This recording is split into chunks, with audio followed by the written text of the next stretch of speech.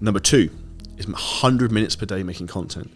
The reality is people can't give you their money if they don't know who you are. So the number one thing that's the most important is actually getting traffic, because people can't buy from you if you don't know you. That's just a fact. So what we want to focus on doing is getting more people to know you. So the type of content you want to make is like this. You're making educational content with utility. So you teach something that someone can practically implement and like, holy shit, this is good. Like, this is what the free stuff's like. I wonder what the paid mastermind, fitness program, business consulting, whatever it is like. And that's what you want to focus on doing. You spend 100 outbound messages a day, 100 minutes making content. And in terms of the content you make, what I'd recommend is you do a couple of different things.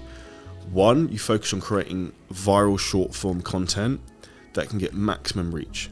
Because something like a podcast or YouTube video like this, if people don't know who you are, it's going to get fuck all reach or downloads because it's not particularly searchable. So what you want to focus on doing is making short form content that gets a lot of traffic.